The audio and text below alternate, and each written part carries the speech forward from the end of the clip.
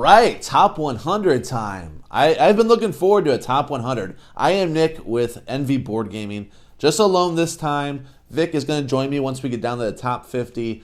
And if you notice, Andrew has already started his. So he is on 100 through 76, which is what I am doing today. Already had my list. Man, I had a hell of a time trying to put 100 together. At first, we were going to do 50, but I just can't. Once I started, I had to stop at 50. I was like, man, I left some really amazing games off this list. Let's just do 100. And I think next year, maybe Vic and Sam will want to do the 100 as well. I don't know. We'll leave that up to them, but they're going to join us at 50. So Sam is going to join Andrew at his 50, so they're going to have their own list starting at 50. And Vic is going to join this list, and we're going to do our top 50.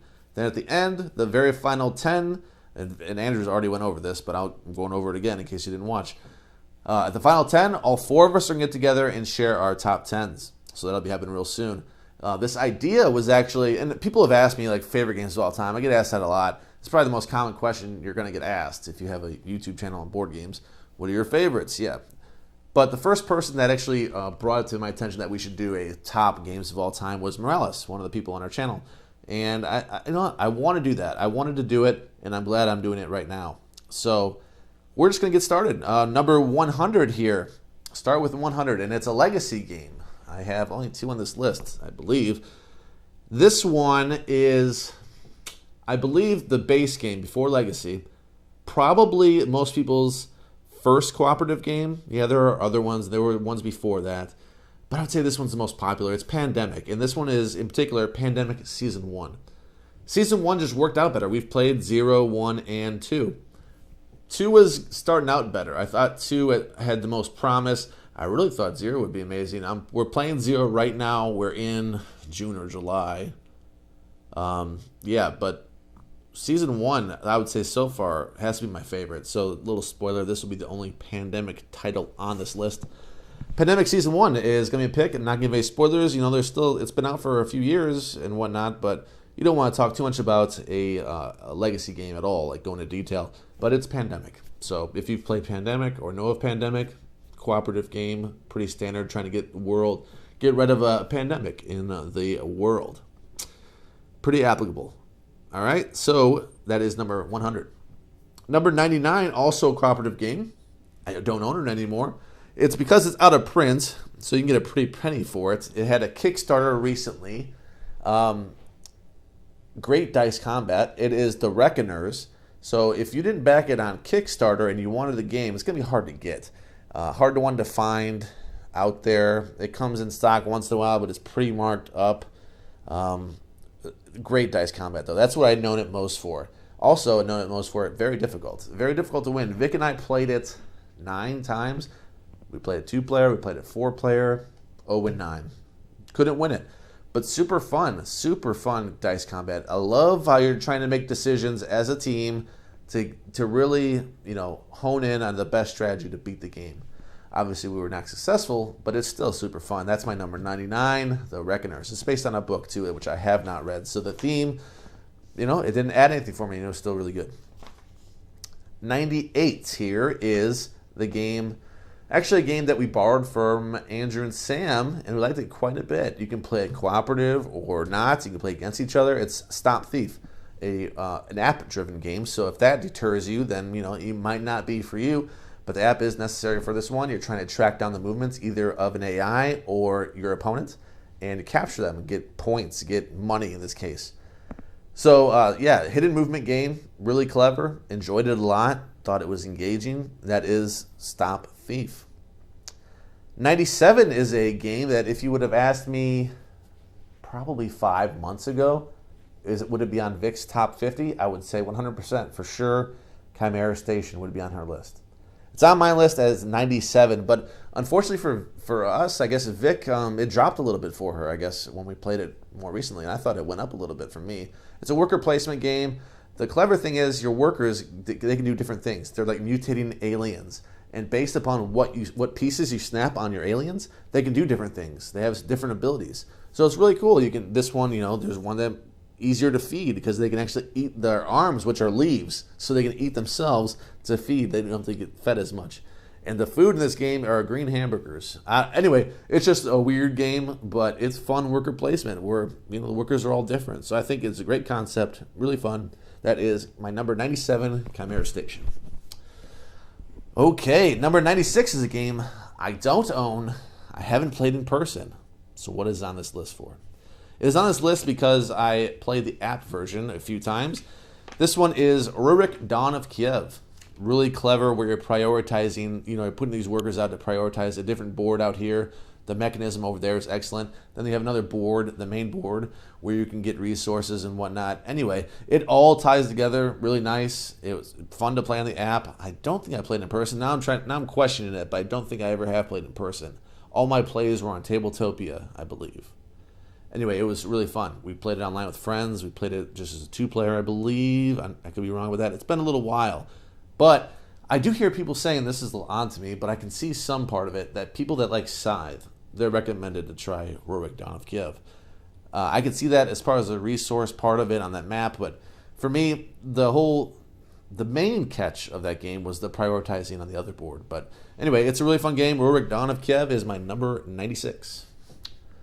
So number 95 is a card game. It's a 2-player only card game. It used to go by the name Schotten Totten. Now it is Battle Line. That's the one I own. I own Battle Line. Doesn't look good on the table. The components are poor, but the gameplay is so good. So the whole goal of the game, well, you're outplaying your opponent, obviously, but you have these little flags out here, which are just standard little pawn things. And you're trying to win that by proving that your opponent cannot win them. The way that's done is super clever. It would be hard for me to explain without actually showing you. We have a video of Battle Line on our channel if you want to check that out. We also have one of Chimera Station, The Reckoner. So I'm not going to say everyone that we do have a video for. We have a video for some of these. For this one, Battle Line, just super clever. You're either trying to win 3 in a row, 3 flags in a row, or 5 total, the majority. You also have these special ability cards, but you can't use too many of them, because it's based upon how many your opponent uses. You can never use more than 1 than your opponent has used. So if they use 0, you can only use 1 at maximum. You got to hope they use more in order for you to use one of yours. Anyway, super clever. I love that game. That is Battle Line. One of my favorite card games. 94. 94 is also a really clever game, and it's simple. It's simple to teach. We first played it on our honeymoon. We were in Mesa at Snakes and Lattes, that's what it was. It's on tour. So I believe this may have been on Andrew's list. I can't remember, but on tour, great game. You're rolling dice and you're getting the 2 numbers. So if it was a 43, then you have to do a 34 and a 43, a 4 and a 3, I should say, a 43 or a 34, and you have to write these down in different states. And you're trying to get the best tour for a band, just traveling on these states. So you're trying to get the tightest cluster of numbers going, but you don't want to get cut off, and the map just shrinks on you. It gets really difficult toward the end, where you're trying to fill in these states with these numbers, but they got to be ascending, and trying not to cut it all up, get the most points, the best route. There's cards out there which try to guide you into what states. Otherwise, you have to use regions. But if you get the exact states that are pulled out from the cards, you'll get points for that. Anyway, it is a clever game, very difficult too, and that is on tour. Number 93 is a worker placement game. A lot of card driven on this one. It's all about accomplishing these missions. It is Yedo. Yedo, we've only played the deluxe version. We had never played the original. I backed it without even playing the original. I saw how it worked. I'm like, yes, I want that. So we just got the Kickstarter version, the deluxe one, and it's really fun and nice components. The board looks fantastic. It's like when I opened that box, I was like, that's the most colorful looking board, the deluxe one, that I've ever seen. It was just, wow, it was really stark. And aside from looks, it plays really well. It's a lot of people's one of their favorite games of all time. It's in my top 100, so I like it a lot. If you like worker placement, you might want to try out Yedo. 92. 92 is it's a card game. This is kind of unique, except I can think of one game that does pretty much the same thing. It's unique because it was before that game. This one is 51st State, We have the master set in over here. We've reviewed that one as well. Back and forth in the game, I'm talking about that similar to it is Empires of the North. It does the same. It's a very similar thing. I don't know. It's just adaptation. Where Empires of the North had a card, a little board where you can assign workers and do different actions. This one is more of a straight card game, and you're tucking cards different ways. You can use it as an ally to get resources right away and trigger off these different things to get. I don't know. It's just a good back and forth kind of game where you can just keep going. Your actions are super fast.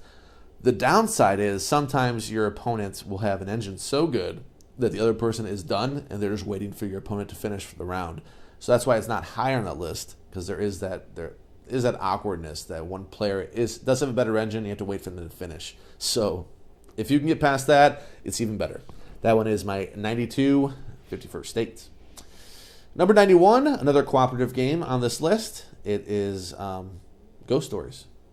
Ghost Stories, also a difficult game to win. We've won it a few times, but we've played it quite a few times. And I would say our losing is much more frequent than our winning in Ghost Stories. Just trying to kill off all these monsters, and you're trying to buy time not to get overran with these monsters, these ghosts, until you can get to the final boss, and you can beat the final boss. If you can beat the final boss without everyone dying, congratulations, because it's not an easy task. It's great for 2 players, great for 4 players. I haven't played it at 3, but I don't see any reason why it wouldn't be great at 3. But it is a 4 area board, so I would say 2 or 4 players is ideal. That is Ghost Stories. Number 90 reminds me a lot of a game that people love, which is the game that people love is Space Base. The game I'm picking at number 90 is Valeria Card Kingdom. You're rolling dice, you're getting resources based on cards that you've acquired, just like Space Base. This has more theme to me than Space Base does by a mile. You're killing out monsters, you're building out domains which give you special abilities, so there's more to it. I would say for an entry-level player, you probably want to use Space Base. If a little bit beyond that, not too far beyond it though, Valeria Card Kingdoms. So I would say if you like Space Base, it's at least one to try. That is my number 90. Number 89, a back and forth card game here. We've only played this at 2 players. It can be kind of mean, so a warning on that. If you don't like mean games, you won't like this one probably. It's Seasons. I guess you could take the mean cards out. They're orange, I believe. The orange cards are usually the mean ones, and the purple ones are not. I could have it reversed, but I believe the orange ones are more of a tacky, at least more often than not. Seasons is one that grew on me. We did a list of games. We do that all the time, our quarterly thing. Games that grew on you and games that faded. Seasons is one that grew on both of us, I believe. Especially Vic, because I don't think she gave it a very positive score. I gave it a pretty positive score when we reviewed it, and it went up beyond that. We got the expansions now. It added a lot. There's so many ways. I mean, we haven't even scratched the surface, really, of all different modules that we can add to it. It had so many different things we can add to it. And we really like this game a lot. As long as you don't want to take that, Seasons is a good back and forth card game, getting resources and playing out these cards. It's cool because in different phases you have these 3 cards. The game divides up, and you get to assign the 3 cards in what area, what season you want to take them. So that's what you do when you start. And then as soon as you hit that season, you get to get those cards that you set aside for that particular season. Very cool idea. I liked it a lot. That is my number 89, Seasons. Number 88, this has to appear on Vic's Top 50. It's a Bruno Cathala game, back and forth. It also should appear on Andrew's. Raptor. Raptor is a fantastic 2-player game. Either you're playing the scientists and you're trying to tranquilize these dinosaurs, capture them, or you are playing the dinosaurs and you're trying to eat scientists. So the mama dinosaur is going around. They can move really fast and they can eat the scientists, and that's how they're going to win the game. They're just going to avoid getting captured. The mama raptor is always going to chew up the scientists and try to eradicate them before the scientists try to capture the baby raptors. The scientists also have options of shooting tranquilizers at the baby, or not at the mother, to make it go slower in order for their to really capture, easier to capture the baby raptors if that mother is really getting hit. And yeah, it's a fun back and forth game. You're playing cards, simultaneous action selection. The person that plays the higher number between the two cards, it's 1 through 9. The person that plays the higher number between the two gets the action difference between the two cards. So if there's a 5 and a 9, they're going to have 4 action points. And the lower number is going to get the actual action listed on that card. Very fun. Raptor is my number 88. Number 87 is a game we haven't played very much, and I want to play it more. I loved it so much. That's why it's on this list. It's a trick-taking game called Skull King. I was super impressed with this game. I need to get it to the table more. This can go up and down. I think this might climb the list if I get more plays of it. I was that impressed with this trick-taking game. It wasn't like anything I've played before. It was strange. I don't know what it was. The scoring was odd. And anyway, if you like trick-taking games, it's not going to be a burden on your wallet. It's just a card game. But I love it. I just can't wait to play that one again. So Skull King is my number 87 little card trick-taking game. Number 86 is one that people love. I think this, and a lot of people probably put it in their top 10. It is a West Kingdom game. It's Architects of the West Kingdom. Worker placement game. The easiest of the West Kingdom games to teach. Easy by far, not even close. That's just the easy one to teach. Pretty straightforward, but the only thing that adds a little twist to it is you can put these workers out, and as you put the workers out in different spots, that spot becomes better for that person. But other players could take that away from you by sending them to jail. So if you get a big group of people, you become a target. But your actions are super good if you keep going to that spot until somebody stops you. You got these cards that you can play out that, you spend resources to get these cards, which give you special things and so forth. Quite a bit going on, but not that complex. That is my number 86, Architects of the West Kingdom. 85 is another one that, like Rurik, we have not played this in person. There was such a good scripted adaptation on Tabletop Simulator for this one. Ridiculous. Best game I've ever played at Tabletop Simulator. This one's Gizmos. Does all the upkeep for you. Super good. If you can find, I don't know who would have made it. I believe it was, I wouldn't know his name. It was a Korean text. I can't remember his name, but he did an amazing script of Gizmos. Gizmos is an engine builder with marbles down a tray. Everything you're doing, you're triggering off a bunch of things going on. It's so gratifying. It's so easy too. It's so smooth, especially if you're playing Tabletop Simulator like that, because everything's handled for you. You don't have to mess around with anything. You're just triggering off all these different things. It's super fun and fulfilling. That is Gizmos. That was my number 85. Just ahead of it, number 84, worker placement game. A lot of take that in this one, but it goes with the theme so well. Vic is actually painting this for us right now. This one is Godfather Corleone's Empire. It's a game by Eric Lang. Area control, worker placement, card set collection going on. A lot of stuff going on, but again, not a difficult teach. There are not that many spots on the board. You have mobsters and you have family members. They do different things. Some have circle bases, others have square bases, and they can do different things. I think they're called thugs, the square bases, not mobsters. So yeah, you're just signing workers, getting items that you're spending for cards out there. You put them out as sets and then do different things. You're killing off people left and right, throw them in the Hudson River. Really fun worker placement game that we've reviewed in the past. That is number 84, Godfather Corleone's Empire. Great movie too. I love Godfather movies, especially 1 and 2. But I didn't think 3 was that bad. Side note. 83 here is a game that Vic, it's her game pretty much. I bought it, but she was the one that wanted this game. It was on her anticipated list. I don't know what number it came in. It was really high though. It was 1 or 2. This one is Kraftwagen. Matthias Kramer. Dry board. Doesn't look like I would like it.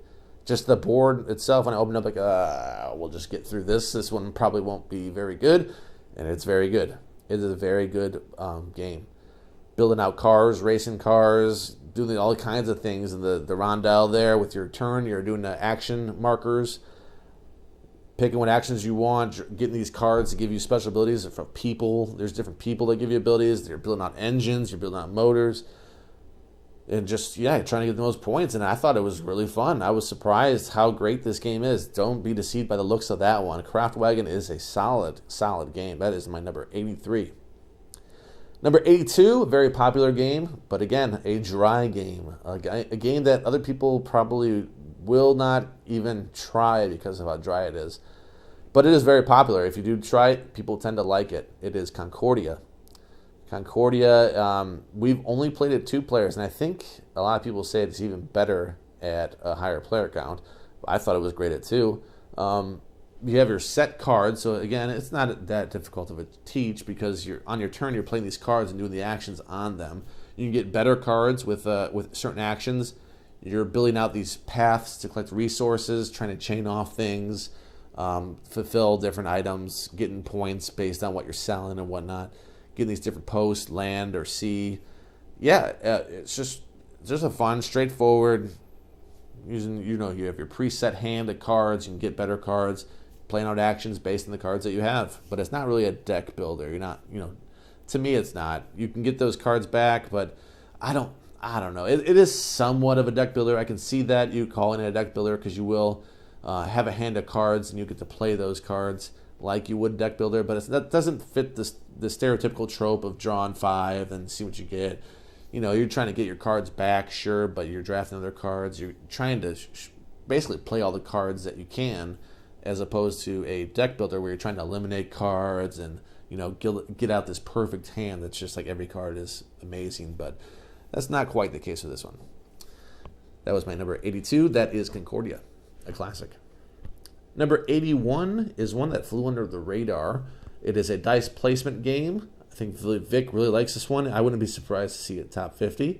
We played it recently, so I guess it would depend on how much she enjoyed that last play of it. This one is Crystal Palace. It really flew under the radar. I'm not sure why. It's a great dice placement game. A lot going on. This one is not as easy of a teach as the previous ones. Heavy-ish dice placement. A lot of different boards. I think that will intimidate a lot of people. All these different boards out on the table. But it is pretty cool how you're tying these old inventions to these inventors. It's based on like the mid-1800s. So you see all these inventors you might be familiar with and these inventions that you're obviously familiar with. And you're trying to, there's so many things you're trying to do. I can't even necessarily say that's the thing. But that sticks out the most is tying these inventions with these inventors and trying to get that perfect match to get you more points. And not pay them, as much to where you go bankrupt trying to, get the right combination. Because you do have to pay these people as well based on where you're at in this board. If you're in a certain spot in the board, it's like this is what they cost. And you're trying to get that pricing right. The money can be tight. You can take loans out. It's one of those type of games.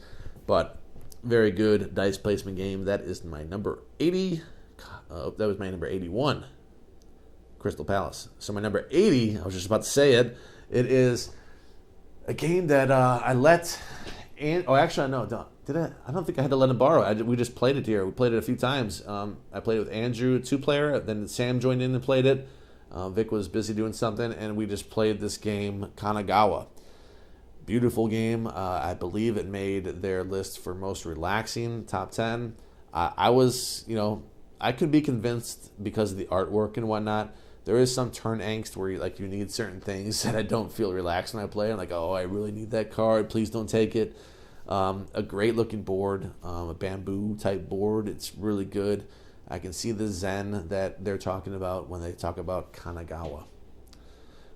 It plays great at 2 as well, but I think it really shines at 3 or 4. My number 79, classic, well-received game. 2-player only. One of my favorite 2-player onlys. Not my favorite. There are a couple ahead of that. Targi. I'm getting upgraded bits for this one too. I just got ordered that today as I'm recording this. Upgraded bits for Targi, like the VP markers and the resources, the chits. I upgraded all that on Board Game Geek. Targi, great back and forth game.